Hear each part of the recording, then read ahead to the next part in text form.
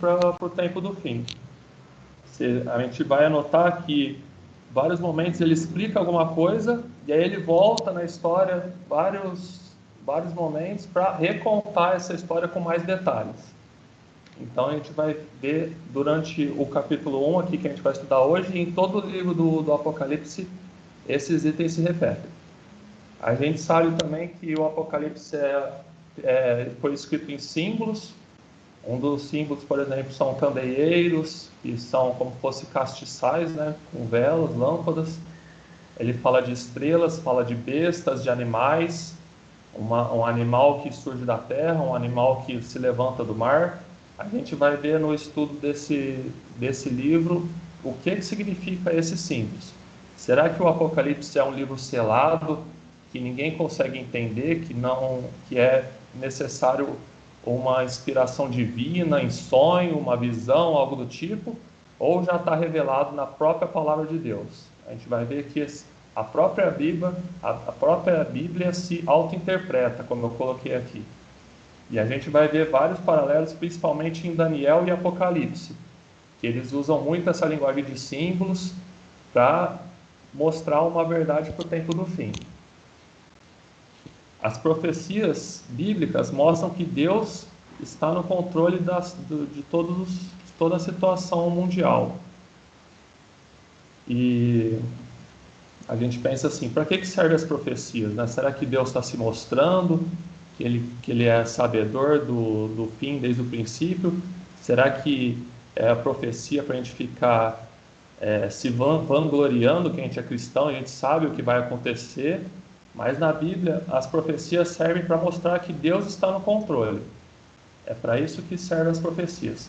E para mostrar que durante toda a história da humanidade, Deus teve um povo remanescente, um povo de Deus que escolheu seguir as verdades de Deus, e Deus tem protegido esse povo desde a criação do homem, e vai continuar protegendo até a volta de Jesus. Aí eu coloquei um verso aqui, Amós 3,7, se vocês quiserem acompanhar, fica lá no Antigo Testamento.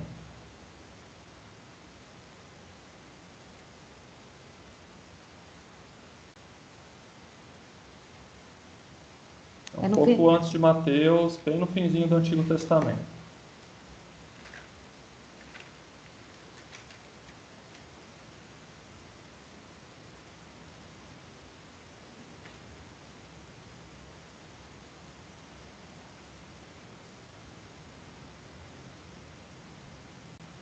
Alguém gostaria de ler?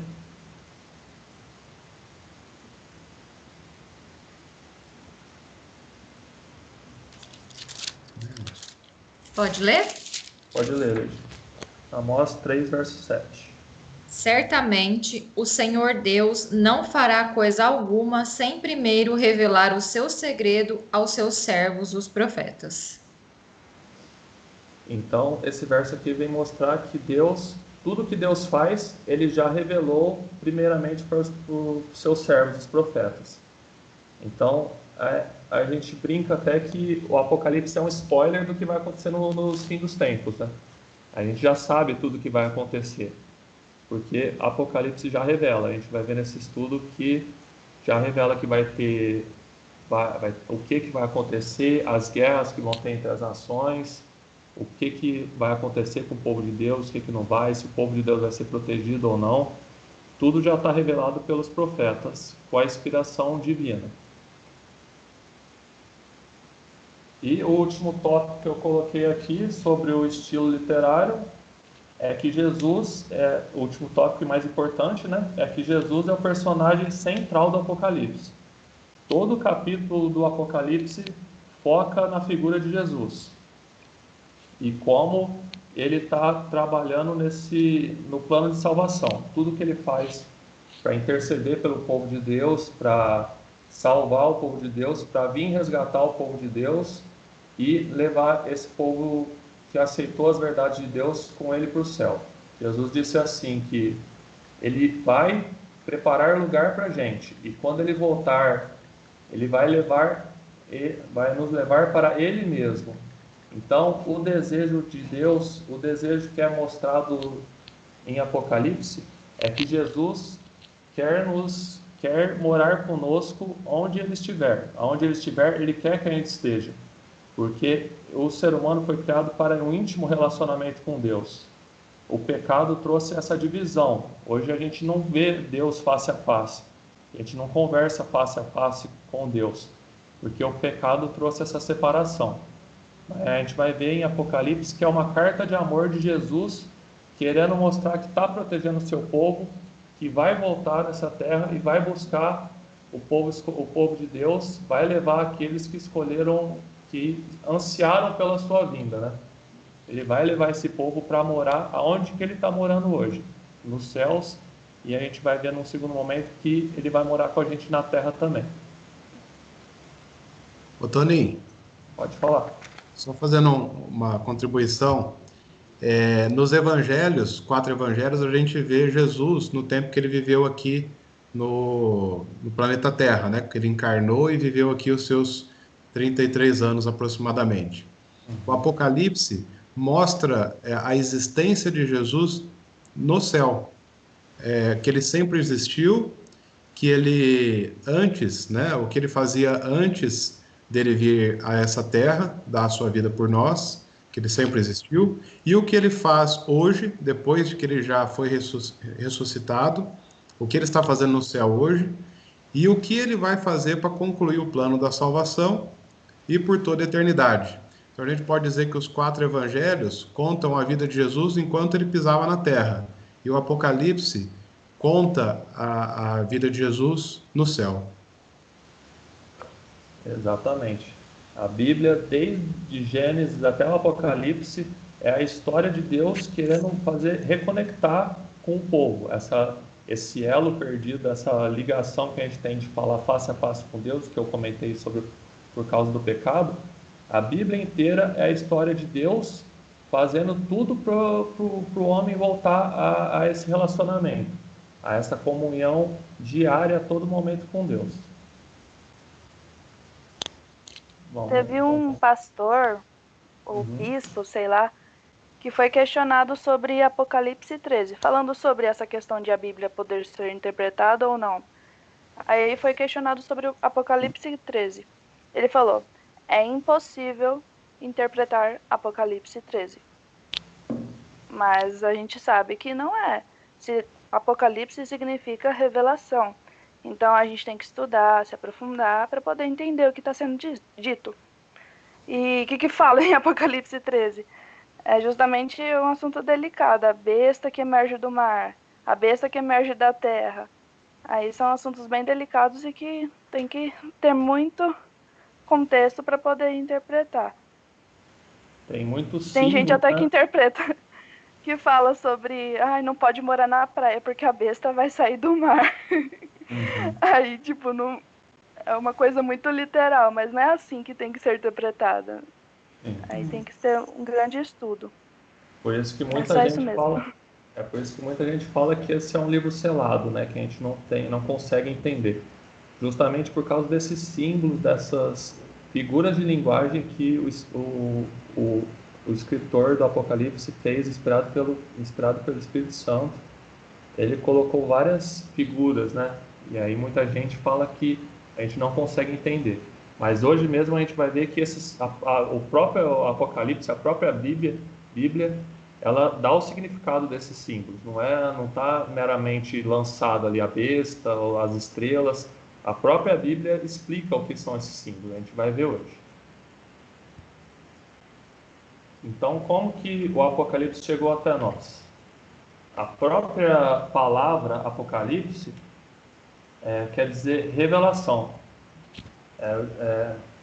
Em grego, né, quer dizer revelação. Tanto que se a gente pegar uma versão em inglês da Bíblia, o título é Revelations, que é revelação em inglês, não está escrito Apocalipse. Aqui na versão em português, os tradutores mantiveram a palavra em grego, né? Só que na versão em inglês eles traduziram para revelação. Então, Ana, você já comentou aí, pode ler Apocalipse 1 para a gente?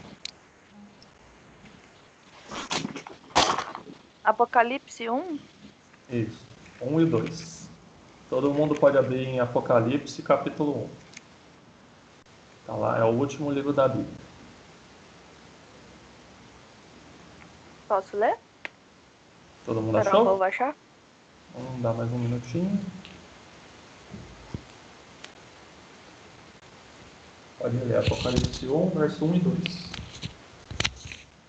Revelação de Jesus Cristo que Deus lhe deu para mostrar aos seus servos as coisas que em breve devem acontecer, e que ele, enviando por intermédio do seu anjo, notificou ao seu servo João, o qual atestou a palavra de Deus e o testemunho de Jesus Cristo, quanto a tudo o que viu.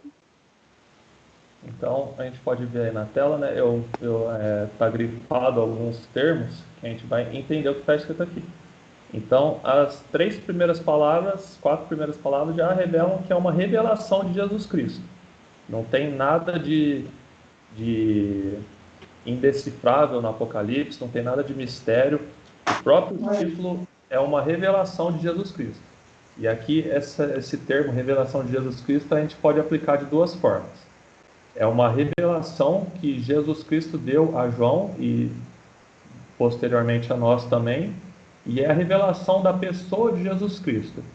Como eu disse, o Apocalipse inteiro trata principalmente da figura de Jesus Cristo. Todo esse amor, esse zelo que ele tem por nós, todo esse trabalho que ele mantém até hoje no plano da salvação, que o Cauê comentou também. Muita gente pensa que, muitas religiões pregam, né, que Jesus morreu na cruz, resolveu o problema do pecado, até aí está tudo certo, mas que depois ele foi para o céu e caiu de braço cruzado lá. A gente estuda na Bíblia, a gente já estudou aqui em casa algumas vezes, quem é desse tempo, que Jesus tem um ministério que ele faz lá no céu hoje em dia. Ele ressuscitou para interceder por nós. A gente tem um sumo sacerdote no céu, um advogado junto ao Pai. Por isso que ele, quando ele esteve na terra, ele disse: ninguém vai ao Pai senão por mim. A gente precisava de um elo perfeito para fazer essa religação que eu comentei do pecado. De um ser perfeito que não pecou e que viveu nessa terra também, sofrendo tudo que a gente sofre, mas que não teve pecado. Ele pode fazer essa ponte, esse intermédio entre nós e Deus. Então, a primeira palavra é revelação de Jesus Cristo. Toninho, Pode falar. é só que incrível, né, a palavra. Nós lemos lá, Amós 3,7, que Deus fala que ele não faria nada sem revelar aos seus servos, os profetas, né? E quando a gente lê Apocalipse 1:1, a gente vê exatamente isso, né? Revelação de Jesus Cristo que Deus lhe deu para mostrar aos seus servos as coisas que em breve devem acontecer. Então, como Deus é maravilhoso, né? A Bíblia, ela se encaixa tanto no Velho quanto no Novo Testamento. Não, é só para complementar aí. Então, a gente pode concluir que o objetivo assim, principal, né, do Apocalipse é revelar para a gente, né, as coisas que vão acontecer. E a gente vai ver ali, né, que João foi, por intermédio do anjo, né, do anjo de Jesus, teve essas revelações. E só assim, a título de curiosidade, a gente não tem certeza, né? Mas provavelmente esse mesmo anjo que falou ali com João foi o mesmo anjo que deu a notícia, né, para Maria de que ela teria Jesus, que ela traria o anjo Gabriel. Também conversou com José, né, quando ele quis fugir, quando Maria ficou grávida ele quis fugir. E também esse mesmo anjo esteve lá com Daniel. Então esse anjo ele vem em momentos especiais na Bíblia, né, trazendo coisas muito especiais mesmo. Mais algum comentário até aqui? Alguma pergunta?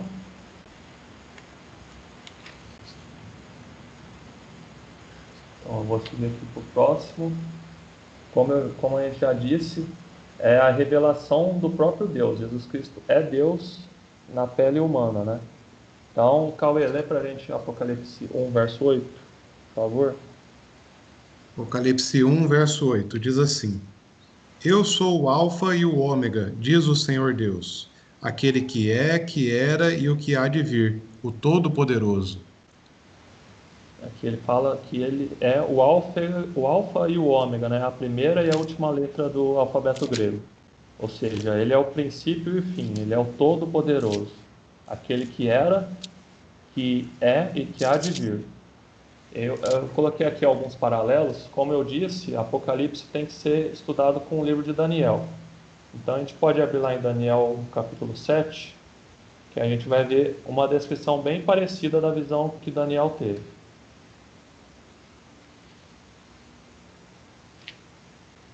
Daniel 7, verso 13.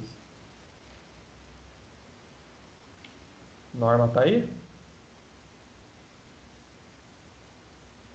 Oi, estou sim. Pode ler pra gente? Daniel 7, 13 e 14. Só um pouquinho. Daniel 7, 13 e 14.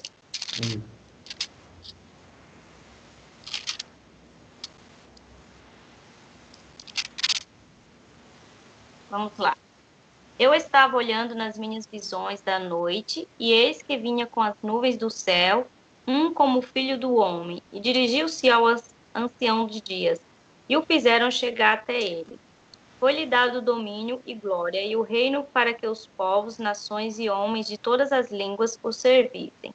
O seu domínio é domínio eterno, que não passará, e o seu reino jamais será destruído. E você vê que tem várias semelhanças com o Apocalipse, né? A mesma visão que Daniel teve, João também teve. A diferença é que Daniel teve a visão antes de Jesus vir para essa terra, antes de Cristo, né? E João teve a visão após Cristo passar por essa terra, morrer e ressuscitar.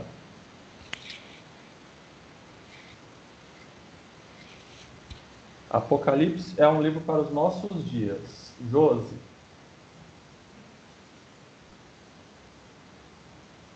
Josi. Oi. Pode ler para a gente? Oi, Apocalipse tá me ouvindo? 1, verso 11. Vamos. 11, certo.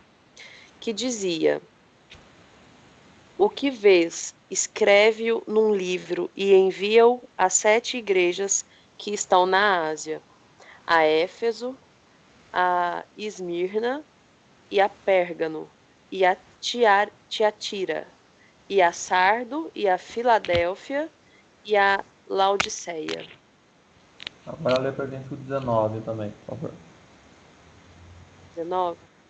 Escreve as coisas que tens visto, e as que são, e as que depois destas hão de acontecer. Então, o anjo que Jesus enviou com a visão do livro, João teria que escrever isso para as 7 igrejas. E ele diz aqui que era para ele escrever em um livro e mandar às 7 igrejas. A gente vai ver no próximo estudo que essas 7 igrejas realmente existiam na época de João, só que ela também representa o período histórico da igreja cristã, desde João até os dias de hoje. Então a gente vê que um livro não era uma mensagem para cada igreja, não era, a carta não devia ser enviada para aquela igreja, ela teria que ser enviada num livro todo. Todas as mensagens de todas as igrejas tinham alguma coisa para declarar para todas as igrejas. E aí no 19 ele diz assim: escreve as coisas que vistes, né? As que são, ou seja, as que aconteciam na época de João e as que hão de acontecer depois dessas, ou seja, para o futuro, né? Uma profecia. Ou seja, o Apocalipse revela o fim dos tempos, quando Jesus vai voltar nessa terra e acabar com o pecado, acabar com a morte, acabar com pandemias que a gente tem hoje em dia, né? Por isso que a gente está em casa, acabar com todo de mal, todo pecado. Jesus vai acabar quando ele voltar, e isso que revela o Apocalipse. A certeza que Deus está no comando e a certeza que Deus ainda vai voltar nessa terra para resolver o problema do pecado. Algum comentário? Amém. Amém, né? Então, ô, Toninho, Hum, o pessoal tá escutando? Sim. Só para reforçar essa parte, que eu acho bem importante, nesse primeiro momento do estudo de Apocalipse, é reforçar a questão das 7 igrejas, né? Você falou, mas eu acho importante a gente reforçar isso. As 7 cartas foram enviadas para 7 igrejas que existiam daquela época. Mas também, essas 7 cartas representam 7 períodos após João que viria até os nossos dias. Ou seja, aí vem a forma magnífica de Cristo, né? De mandar uma mensagem que encaixa tanto para eles no tempo deles, como para nós nos dias de hoje. Ou seja, eram cartas temporais e atemporais, certo? Então é importante a gente ver isso, porque a partir de agora a gente vai entrar num momento histórico e tal, e a gente vai ter que fazer várias comparações, não só com o que acontecia na igreja lá em Laodiceia, Filadélfia, etc e tal, mas o que aconteceu durante a jornada dos cristãos, desde João até o final dos tempos, né? exatamente. No próximo estudo, na semana que vem, a gente vai estudar o capítulo 2 e 3, né? Que vai falar as cartas para as igrejas. Mas é exatamente essa visão mesmo. As mensagens tinham um cumprimento nos dias de João, para aquelas igrejas que realmente existiam, e ela também representava um períodos da igreja cristã, né? Desde a época de João, passando pela ordem das igrejas, primeiro Éfeso, depois Esmirna, até os dias de hoje que a gente conhece como Laodiceia. A gente vai entrar melhor nesse mérito, vai estudar detalhadamente na semana que vem. A próxima pergunta que a gente tem aqui é: onde João estava quando escreveu o Apocalipse e qual o motivo de estar lá? Você lê pra gente, Roger? Primeira é Apocalipse 1, verso 9.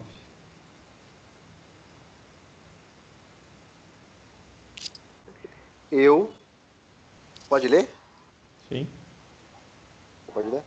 Eu, João, que também sou vosso irmão e companheiro na aflição e no reino e paciência de Jesus Cristo, estava na ilha chamada Patmos, por causa da palavra de Deus e pelo testemunho de Jesus Cristo. Hoje em dia, quando a gente pensa assim num país que domina o mundo, a gente pensa nos Estados Unidos, né? Mas na época de João era Roma imperial que dominava o mundo da época. E a gente leu aqui que ele estava preso na ilha de Patmos por causa do testemunho de Jesus, ou seja, ele não abdicou da fé dele, mesmo diante da prisão, e isso causou a prisão dele. O imperador da época de Roma era Domiciano, essa imagem dessa estátua aí que eu coloquei. E o império dele foi de 81 depois de Cristo, né, até 96. E segundo os estudos aqui, João escreveu esse livro do Apocalipse em 95, mais ou menos, de 95 para 96 depois de Cristo. Ele já estava ali beirando o fim da vida, ele já estava bem velhinho, porque ele foi um apóstolo, né, de Jesus, ele era um dos 12, e ele era o mais novo dos apóstolos. Ele conviveu com Jesus ali, aprendeu muito. No começo ali, Jesus dizia que ele era filho do trovão, né? Que ele era muito temperamental, explosivo, mas depois ele acabou o ministério de Jesus como sendo discípulo amado, né? Então Jesus tinha muito carinho por João, e ali, vários e vários anos depois, mais de 60 anos, porque Jesus foi crucificado por volta de 31 ali, né? Do ano 31. Então, até 95, 96, passou-se mais de 60 anos, e que depois de 60 anos que Jesus veio dar essa carta de amor, né? Demonstrar, como eu disse, que Deus ainda está no comando. João estava ali preso, quase sofrendo pena de morte, né? Só que Jesus ainda tinha uma mensagem para dar para o discípulo amado, né? Uma carta de esperança para João. E essa carta a gente conserva a esperança até os dias de hoje. Ô, Toninho. João... Sim, Toninho, eu posso só fazer uma observação? sim. A Bíblia, claro, a Bíblia, por ser um livro resumido, ela não consegue, ela não dá todos os detalhes e etc e tal. Mas se a gente for buscar as informações através da história, a gente vê que todos os discípulos ali, depois que Jesus vai para o céu e deixa a mensagem para que os discípulos espalhem o evangelho ao mundo, eles foram realmente cada um para um lado, e a história mostra o desfecho de cada um dos discípulos, né? Que todos eles praticamente morreram de forma trágica, assim, foram perseguidos e foram, como posso dizer mesmo? Tem uma palavra para isso? Eles morreram como mártires, né? Crucificados de cabeça para baixo, degolado, enforcado, jogado do alto não sei da onde, enfim. João, isso a história diz, tá? Não é Bíblia. João teve um desfecho um pouco diferente. Talvez até seja, claro, por esse propósito de Cristo, de fazer com que ele recebesse a revelação do Apocalipse, né? A história diz de que ele foi preso e de que ele foi condenado a morrer também dessas formas terríveis. E que João foi jogado, isso é história, gente, que João foi jogado dentro de um caldeirão de óleo fervente e ele não morreu. Uhum. Ele não morreu. Tá aí no slide, depois se desse... vendo. Hã? Tá no slide na tela agora, não sei se você tá conseguindo ver. Tá, agora que eu tô vendo, eu não sabia, cara. Então, eu dei... Enfim, então você continua falando aí. Não, pode continuar. continuar. Segue aí. Então, e que ele foi jogado dentro desse lugar com óleo fervente e que ele não morreu, e que daí sim ele foi tirado desse local e foi mandado para a ilha de Patmos, que é como se fosse Alcatraz. Não sei se vocês lembram do presídio de Alcatraz que existia na Califórnia, que era uma ilha e ficava só o presídio nessa ilha para ficar longe de tudo. Patmos era mais ou menos nessa condição. Era uma ilha presídio. Então ele foi mandado para lá até morrer. E é nesse instante que ele recebe aí a revelação do Apocalipse, né? E agora a gente pode imaginar, né? Um ser humano, né? Lançado vivo num tacho de óleo e fervente e não morrer. Então, talvez seja por isso também que ele foi enviado para essa prisão, né? Porque falaram, bom, a gente tentou realmente foi um milagre ele não morrer, matar né? ele aqui e tem alguma coisa diferente com ele. Então, tentaram ali, né? Deixar ele o mais isolado possível. Provavelmente eles pensaram, já que a gente não consegue matar ele, né? Vamos isolar ele naquela ilha lá que ele não consegue fazer nada ali. Exatamente.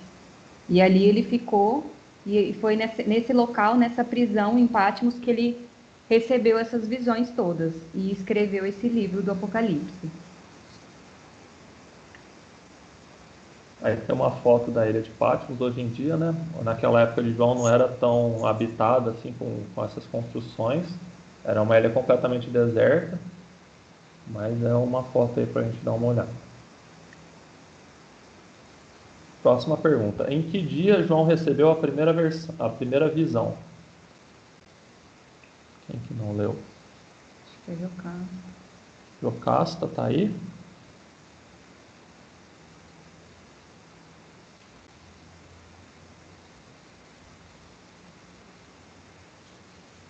Alguém quer ler, gente? Apocalipse 1:10? Posso ler. Lê aí. Então, diz assim: achei-me em espírito no dia do Senhor, e ouvi por detrás de mim grande voz como de trombeta. Então, a pergunta que fica é qual que é o dia do Senhor, né? Que a gente vê em Isaías, capítulo 58. Verso 13. Deixa eu ver. Isaías 58, 13. A Marisol vai ler aqui pra gente.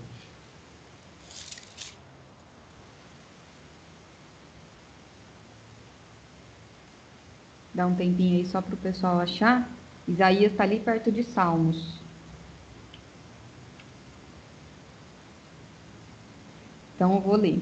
Se desviares o pé de profanar o sábado e de cuidar dos teus próprios interesses no meu santo dia, Se chamares ao sábado deleitoso e santo dia do Senhor, digno de honra, e o honrares, não seguindo os teus caminhos, não pretendendo fazer a tua própria vontade, nem falando palavras vãs. Então, o sábado é deleitoso santo dia do Senhor, né? É a mesma descrição que João faz. A gente pode se perguntar assim, mas tá bom, ele escreveu no sábado, mas que diferença isso faz? Mas como a gente já conseguiu perceber, os detalhes aqui em Apocalipse fazem toda a diferença, né? E aqui João já quer dar uma introdução que o sábado vai ser de suma importância no livro do Apocalipse. A gente vai ver nos estudos mais para frente. Mas só para deixar uma pitada aí para a gente lembrar que o sábado vai ser de suma importância no decorrer do Apocalipse aqui, conforme a gente for estudando.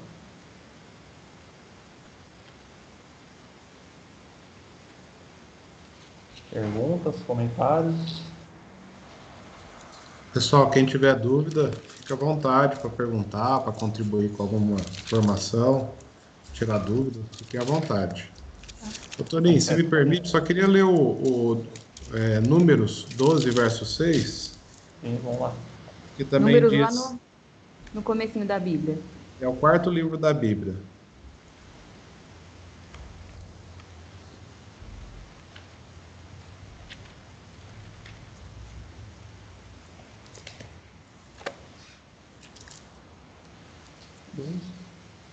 Números 12?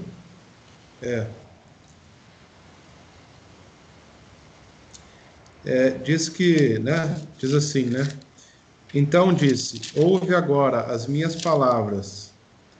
Entre vós a profeta. Eu, o Senhor, em visão a ele, me faço conhecer e falo com ele em sonho. É mais uma evidência que Deus se revela, né? Através também de sonhos, de visões e até algumas vezes de forma audível aos seus profetas, né? Então, Exatamente. achei-me em espírito era uma visão, né, que eu estava tendo. Sim, como ele começa o texto falando achei-me em espírito, né? Ele estava tendo uma visão, é isso que significa isso. Exatamente. Então João tem essa visão, né? E a gente vai ver qual que é a descrição que João faz dessa visão, né? A gente lê em Apocalipse do 12 ao 16. Alguém quer ler pra gente? Pode tirar aí do mudo e falar. Apocalipse 1, de 12 a 16. Posso ler, se alguém não quiser. Pode? Pode ler. 12 a 16, né? Isso. Voltei-me para ver quem falava comigo, e voltado vi 7 candeeiros de ouro, e no meio dos candeeiros um semelhante a filho de homem, com vestes talares e cingido, à altura do peito, com uma cinta de ouro.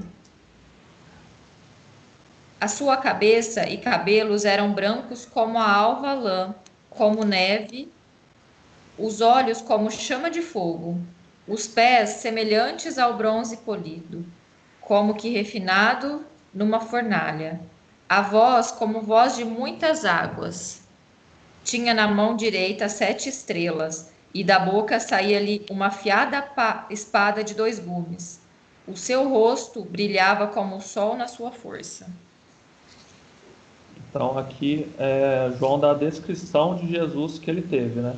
Que ele teve em visão, fala que ele era semelhante ao filho de homem, né? Como é descrito várias vezes Jesus na Bíblia. Fala que ele tinha cabeça e cabelos brancos, os olhos como chama de fogo, os pés de bronze. E agora a gente vai comparar a visão que Daniel teve. Como eu disse, Daniel e Apocalipse têm várias semelhanças, vários eventos, os dois descrevem o mesmo evento. Então a gente vai comparar aqui a visão que Daniel teve. A gente pode abrir lá em Daniel, capítulo 10, versos 5 e 6.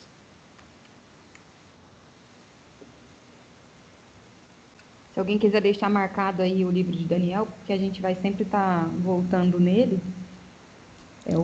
É o livro que tem ali perto de Salmos. Para dar uma orientada aí. Isaías, Salmos.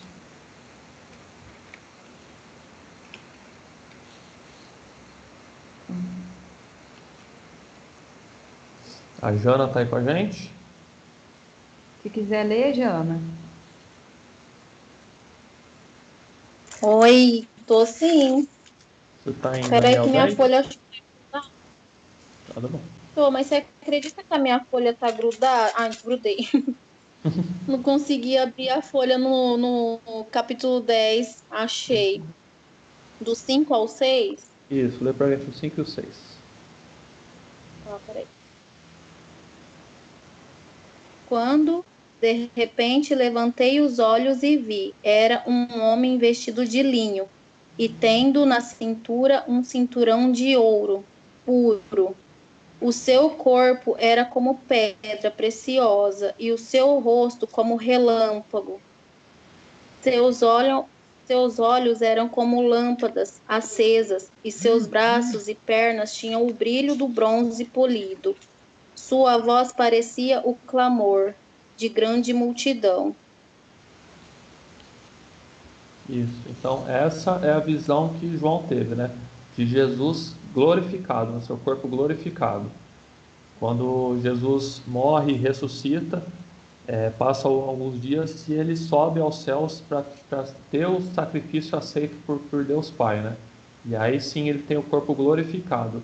E essa é a visão que Daniel teve antes de Jesus vir nessa terra e a visão que João teve depois de Jesus vir nessa terra. E a gente nota que é a mesma figura que aparece para os dois, né? É o homem vestido de linho, com um cingido de ouro, com o rosto com uma luz quase cegante, parece um relâmpago, os olhos de fogo, os pés como de bronze. É a visão glorificada de Jesus que João está tendo aqui nesse momento. E ele fica maravilhado, né? Vale a gente comentar que a visão de Cristo ressurreto é uma visão assim que a nossa mente quase que não tem palavras, né, para descrever. E por isso que João tenta, de alguma forma ali, né, explicar isso, como que era a sua voz, como que eram os seus pés, o que ele estava vestindo.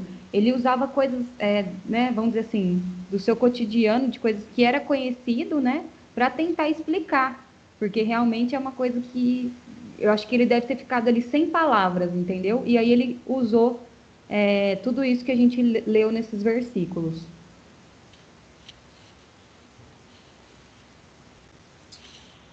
Outra coisa interessante também, né, é que diz que ele vestia vestes talares. E nessa imagem aí que está na apresentação, fica bem claro assim o vestimento de um sacerdote. Então já começa a falar um pouquinho do ministério de Jesus no céu, que ele está lá como um sacerdote, né? O sacerdote é aquele que intercede junto ao Deus em favor do povo. É essa a missão de Jesus.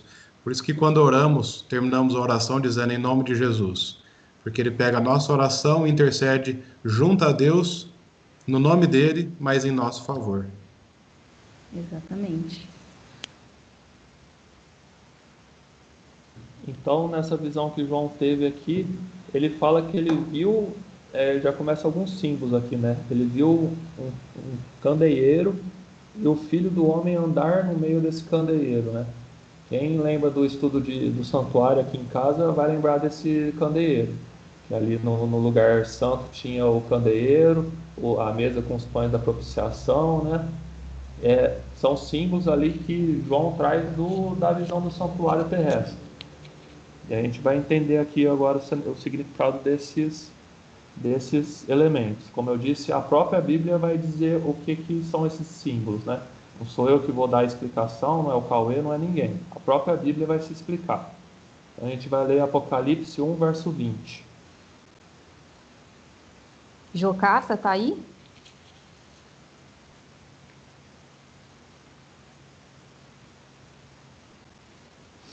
Se quiser, eu leio.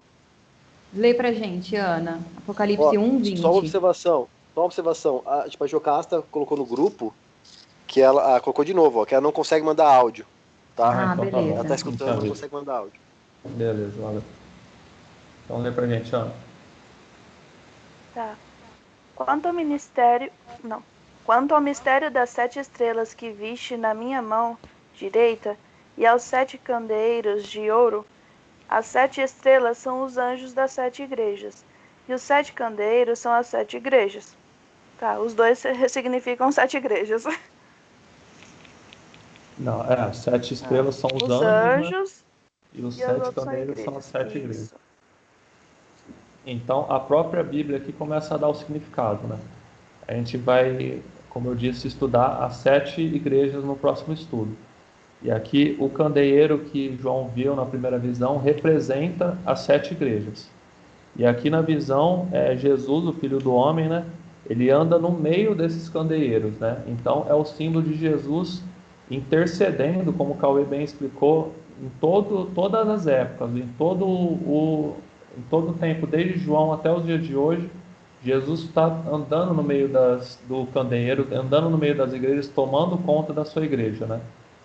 Tem até um símbolo no santuário terrestre, lá no Antigo Testamento, que o sacerdote ele não poderia deixar apagar esse fogo do candeeiro, né? Ele tinha que estar ali alimentando com azeite, que na Bíblia é representado pelo Espírito Santo. Então, a visão aqui, resumindo, é Jesus intercedendo, enviando o Espírito Santo para todas as igrejas de todas as épocas, para ter esse povo remanescente.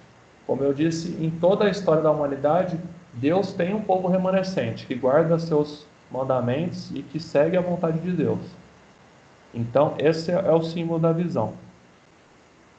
Um outro simbolismo... Pode falar. Ô, Toninho, só fazer uma outra observação. É porque, assim, quando eu era pequeno e ouvia sobre Apocalipse e tal, uma coisa que eu sempre questionei, na verdade, por mais que eu era pequeno, é uma dúvida que muita gente tem hoje, na verdade. Por que Deus revelou o Apocalipse de uma forma tão simbólica, assim, tão fora da realidade, que, assim, são muitos símbolos. Por que tudo isso? Não seria mais prático falar de uma forma mais clara, para que a gente entendesse melhor, para que João entendesse melhor, para ele poder tentar escrever ali e tal, né? E, na verdade, é interessante a gente ter esse ponto de vista, porque senão a gente fica achando que Deus é um Deus que gosta de fazer charada com a gente, sabe?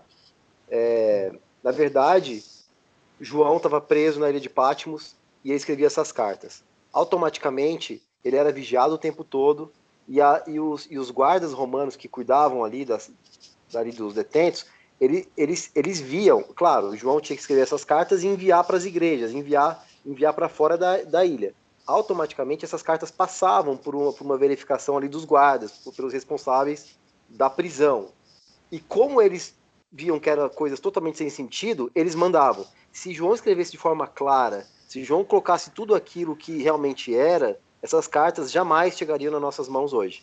Então é importante a gente ter essa clareza, porque essa primeira visão que começa toda essa forma meio lúdica, assim, meio simbólica e tal, pode ter muita gente que interpreta como loucura, e na verdade foi extremamente inteligente da parte de Cristo fazer isso.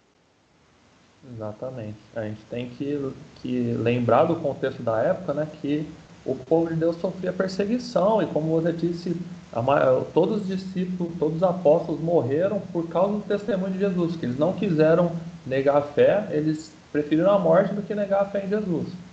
Então, é nesse contexto de perseguição, não é como os dias de hoje, que no Brasil, principalmente, todo mundo é livre para seguir a religião que quiser, né? Era um cenário bem diferente na época, que as pessoas realmente morriam por se dedicar aos testemunhos de Jesus. E isso é uma coisa que continua pela história. Se a gente for pegar a história dos valdenses, que até diz lá no livro do Grande Conflito, os valdenses ali na região da França, tal, muitos anos depois, que eram extremamente perseguidos, eles moravam em montanhas. E a perseguição era tanta que tinha a indicação seguinte: se você vê uma criança sendo educada, pode prender que ele é um valdense, que ele é um cristão. Tanto é que os valdenses, eles rasgavam as escrituras e colocavam trechos dela por dentro da pele para poder ir até as cidades e pregar o evangelho. Então isso é muito, assim, é muito maior do que a gente pensa. Então, a forma como o Apocalipse foi escrito é exatamente nesse contexto, para que a mensagem chegasse para outras pessoas, para nós hoje aqui, realmente tinha que ter sido feito dessa forma.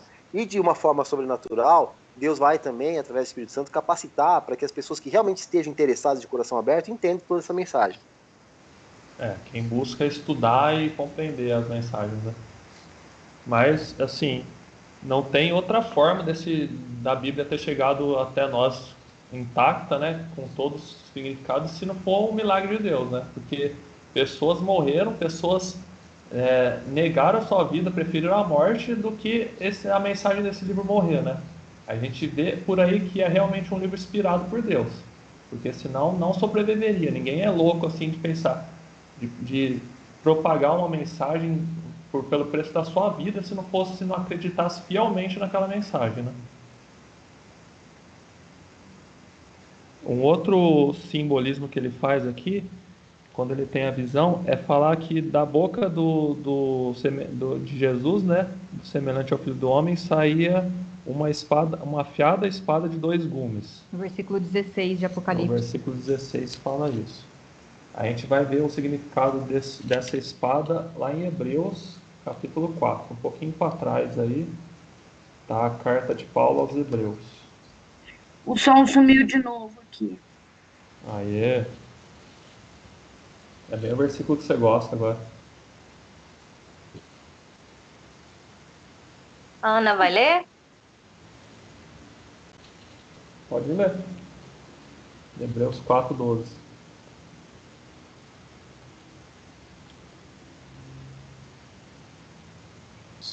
Oi, eu tô sem a Bíblia aqui agora, gente. Pode ler, gente. Posso? Eu leio, Antônio. Pode ler. Porque a palavra de Deus é viva e eficaz, e mais cortante do que qualquer espada de 2 gumes. Penetra até o ponto de dividir alma e espírito, juntas e medulas, e é apta para discernir os pensamentos e propósitos do coração. Então, a espada de 2 gumes, né, fala aqui que é a palavra de Deus viva, né? Como eu disse, pessoas deram sua própria vida em troco de propagar essa verdade bíblica, né?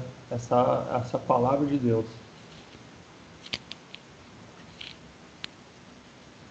Próximo.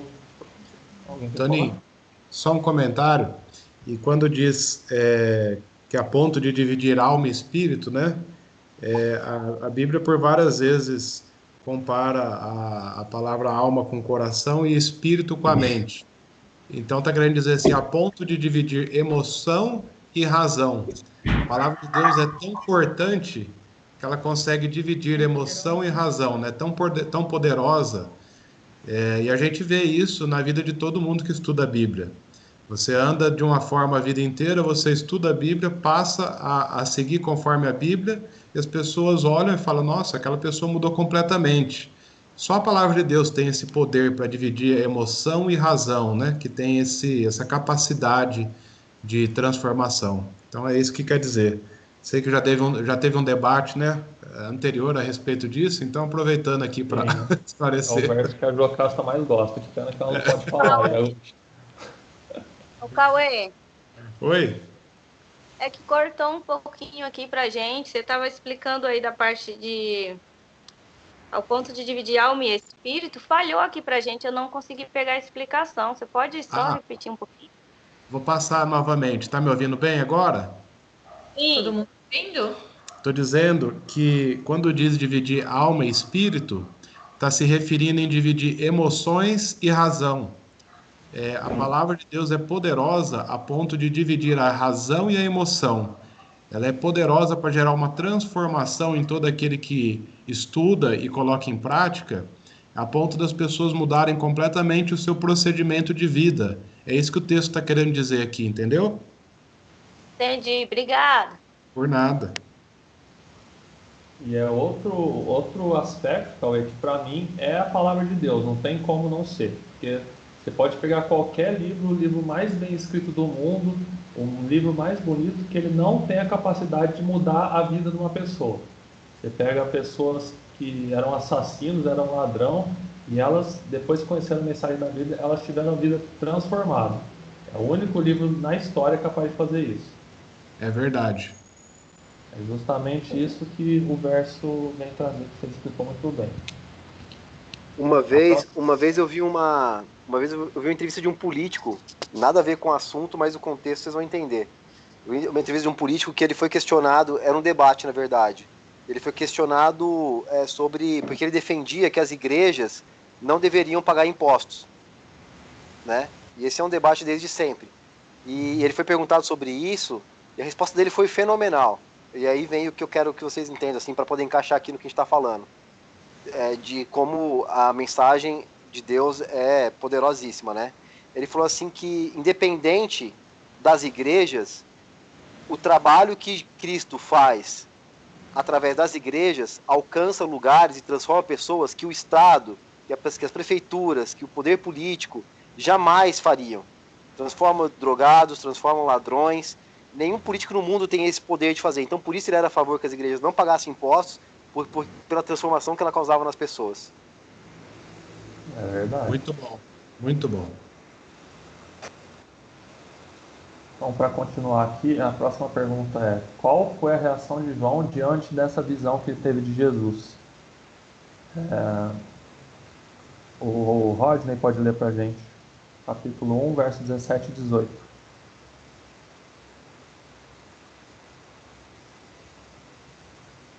Só um minutinho, 17 e 18, né? E eu, quando o vi, caí a seus pés, como morto, e ele pôs sobre mim a sua destra, dizendo-me: não temas, eu sou o primeiro e o último. E o que vivo e fui morto, mas eis aqui, estou vivo para todo sempre. Amém. E tenho as chaves da morte e do inferno. Que coisa maravilhosa, né? Ali ele ficou assustado, né? Com medo, né? Por conta dessa visão. Caiu ali e a seus pés como morto. Porém, a única coisa que Jesus fala para ele é: não temas. Eu estive morto, mas agora estou vivo pelos séculos dos séculos, e tenho as chaves da morte e do inferno. Inferno significa sepultura, ou seja, eu tenho as chaves da sepultura. Então aqui Jesus vem dizer para nós que ele é maior que tudo, né? Maior que a própria morte, vem dizer que ele é a própria vida. Então essa é também uma esperança para nós hoje, né?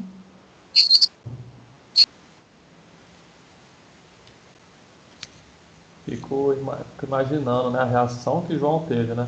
De ter vivido quando era novo com Jesus por 3 anos e meio, 3 anos e pouco, e de 60 anos depois, já sem esperança ali preso, nas vésperas da morte ali, ele tem essa visão glorificada de Jesus, esse espanto, para ele foi um espanto, penso eu. Tanto é que fala ali que ele desfaleceu o corpo, né? Como se fosse desmaiar, caiu como morto. E tanto foi o espanto de estar revendo Jesus, porque ele conviveu e teve a vida transformada, né? Como a gente citou aqui. Agora a gente vai ler também o paralelo que Daniel teve. A gente pode abrir lá no capítulo 10, verso 8 e 9.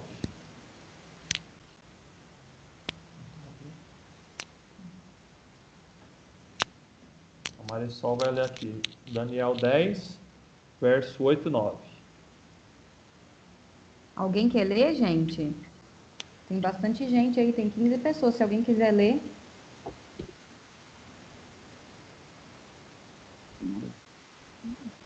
Quer ler, Vitória? Eu vou ler aqui, tá? Ah, então tá, pode ler. Fiquei, pois, eu só que completei esta grande visão, e não restou força em mim. O meu rosto mudou de cor e desfigurou, e não retive força alguma. Contudo, ouvi a voz das suas palavras, e ouvi-a cair sem sentidos, rosto em terra. Então, o mesmo sentimento que João teve, Daniel também teve, né? Mesmo Daniel não tendo convivido com Jesus, quando ele teve essa visão de Jesus glorificado, ele teve a mesma sensação de querer não reter as forças, né? Ele ficou espantado de uma visão tão bonita e tão majestosa, né? Que Jesus se mostrou ali. E aí a gente começa a entender a principal mensagem do Apocalipse, né? Vamos ler lá no capítulo 1, verso 7.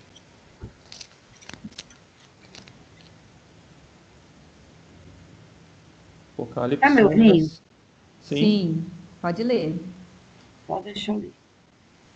O capítulo 1. Isso. Versículo 7.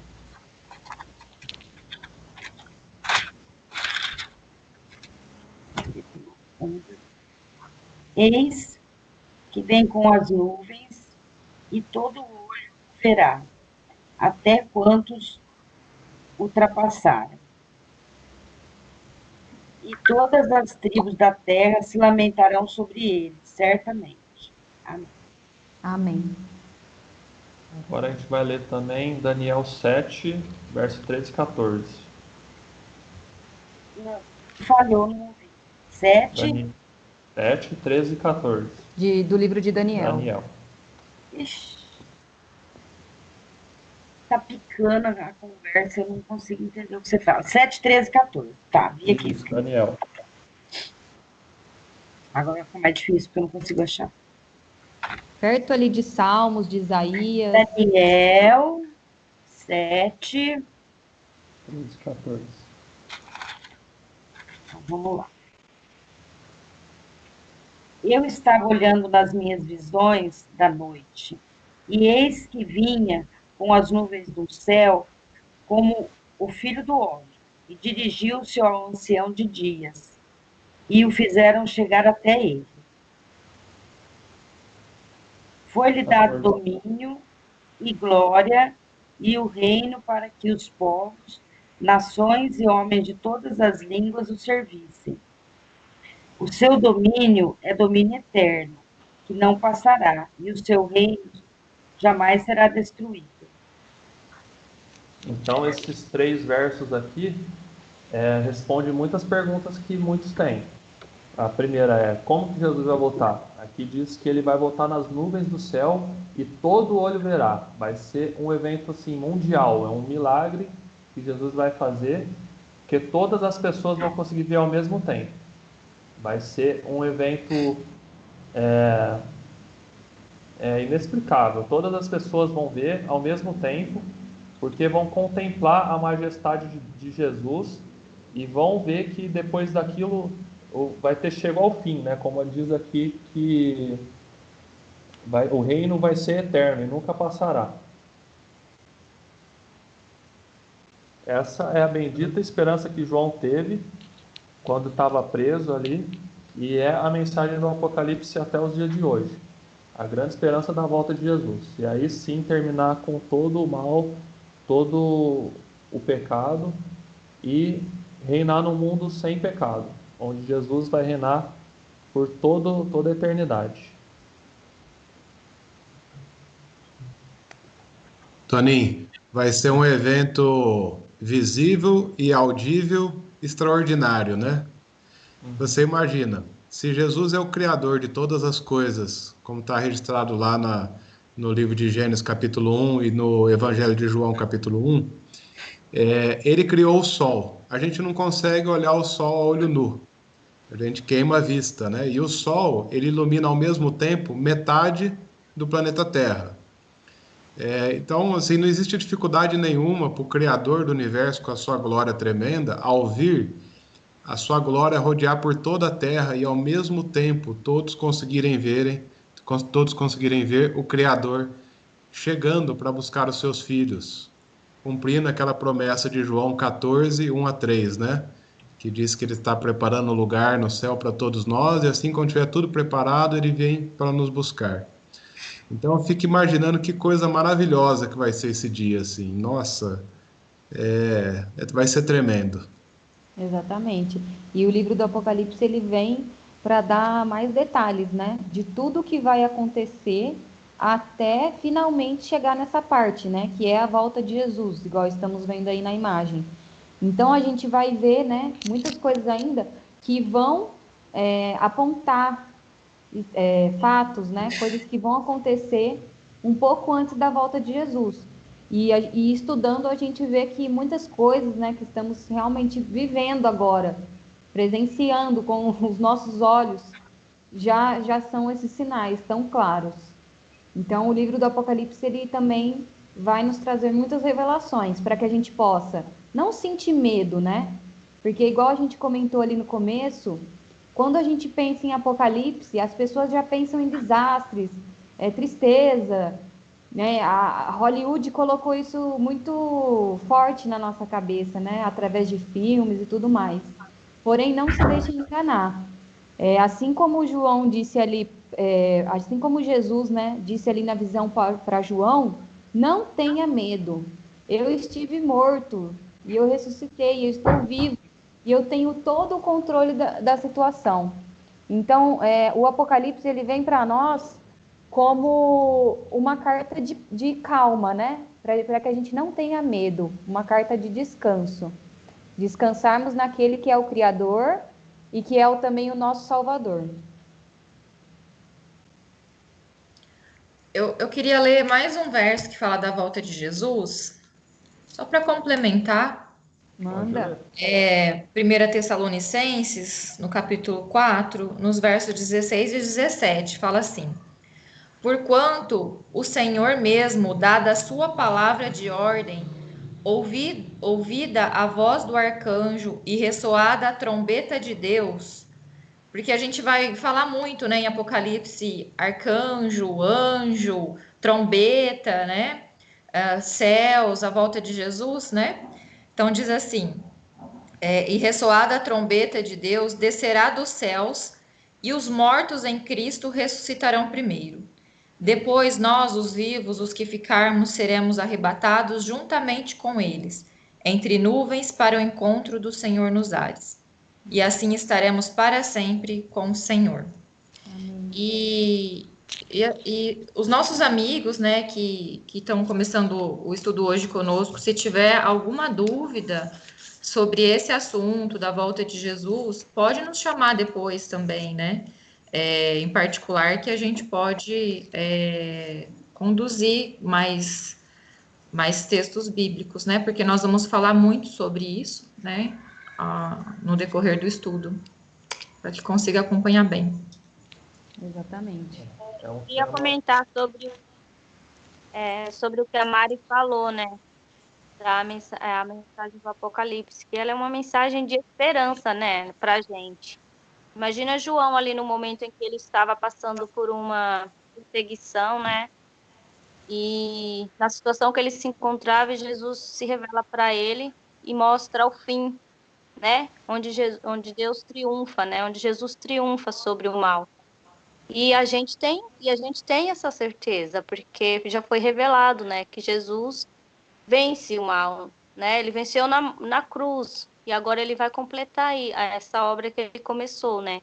Então a gente tem essa certeza, é uma mensagem, é uma esperança que a gente tem, que Jesus vai triunfar sobre o mal e que tudo isso vai acabar um dia e a gente vai poder ter vida eterna, né? Então é a nossa maior esperança. O livro de Apocalipse é um livro que traz esperança para a gente. Aproveita e já lê aí o próximo versículo, então. Apocalipse 1:3. Bem-aventurado aqueles que leem e aqueles que ouvem as palavras da profecia e guardam as coisas nela escritas, pois o tempo está próximo. Então, apesar do verso 7 aqui ter falado que as tribos da terra se lamentarão, né? Tem um grupo que vai ver com bons olhos essa volta de Jesus. Está aguardando ansiosamente. Como a Norma diz, crê fielmente nesse livro como uma carta de amor e de esperança para o povo de Deus. E aqui, como diz, ele dá 3 passos, né, para a gente ser bem-aventurado, para a gente ser feliz, né? A gente precisa ler e ouvir, ou seja, estudar, né? O que a gente está fazendo aqui hoje, lendo, ouvindo, comentando, estudar sobre as profecias desse livro e também precisa guardar as coisas nele escritas, né? A gente até comentou aqui que a Bíblia é um livro de transformação de vida, né? Depois que você conhece as verdades de Jesus, os seus mandamentos, o seu amor, você, querendo ou não, por amor de Jesus, você tem uma transformação de vida, você quer seguir os passos de Jesus, você quer seguir o exemplo de Jesus, né? E aí que o Espírito Santo transforma a sua vida, né? Então, é muito importante que a gente, nesse estudo, continue estudando, guardando, procurando guardar as coisas ensinadas nesse livro, né? Porque aí, assim, a gente vai ter essa esperança, a gente vai ser feliz, a gente vai ser bem-aventurado. Então, que a gente possa aí continuar nos próximos estudos, se dedicando, estudando, comentando, como a Lid falou aqui, quem é um tema muito longo, quem tiver dúvidas, comentários, pode chamar no particular. A gente não quis alongar muito aquele estudo para não ficar muito cansativo, mas quem for estudando durante a semana e tiver dúvidas, pode chamar no particular que a gente não sabe todas as coisas não, mas a gente vai atrás das respostas.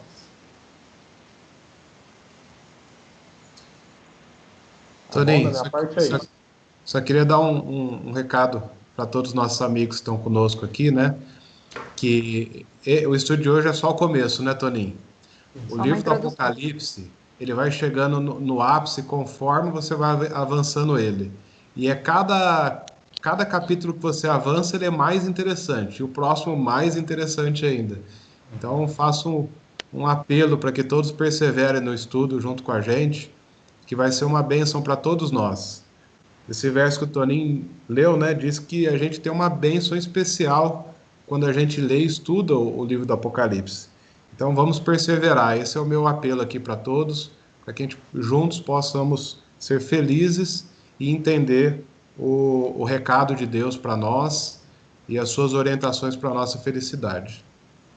Exatamente. Então, assim, só recapitulando, a gente viu nesse primeiro capítulo, né, a história ali de como que o livro foi escrito, né, como João teve a visão, o que ele viu, né, ele viu ali Jesus, e Jesus falou algumas coisas ali para ele logo depois que ele teve essa visão. A gente viu também a condição em que João estava, né, por que ele escreveu a Bíblia em símbolos, e já tivemos ali um pouquinho, né, de Jesus falando com ele a respeito de não ter medo e de que era para ele ter paciência, ter calma, porque o fim estava próximo. E essa é a mesma mensagem para nós hoje. Então, como a gente já comentou, no próximo estudo o Cauê que vai conduzir, né, Cauê? E a gente vai comentar sobre as igrejas. Então, cada igreja tinha uma característica. Então, aí a gente vai aprofundar um pouquinho em cada igreja. Então, realmente, é o nosso apelo também. Os estudos a gente vai tentar sempre manter aí, né, 1 hora, para não ficar cansativo para ninguém. E aguardamos vocês no próximo. Se alguém tiver alguma dúvida, ainda dá tempo. Pode perguntar. A gente está bem à disposição aqui para comentar. Quero só dar um spoiler aqui para o pessoal ficar interessado, Marisol. Que no estudo da semana que vem, nós vamos estudar sobre as 7 igrejas da Ásia, que, como o Rodney falou, conta a história da igreja cristã da época de Cristo até os dias de hoje. Então, nós vamos estudar as características da igreja de Cristo em todo o período, em apenas 2 capítulos da Bíblia que foram escritos há 2000 anos atrás. Como o Apocalipse é uma coisa tremenda, né? E nós vamos aprender muito com essas características. E o mais incrível de tudo é a gente olhar para a Bíblia e ver a história dentro da Bíblia. Daniel, Apocalipse, é muito isso. As profecias se cumprindo dentro da história da humanidade. É incrível e imperdível. Então a gente vai passando aí capítulo por capítulo e com certeza vai ser um estudo abençoado, né, para todos.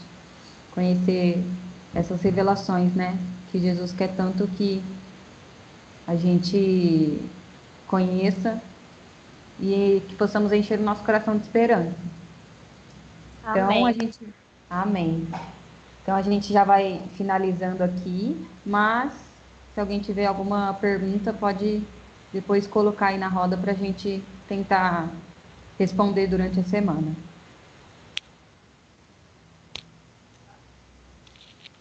Se não tiver mais algum comentário, eu vou fazer mais uma oração para encerrar.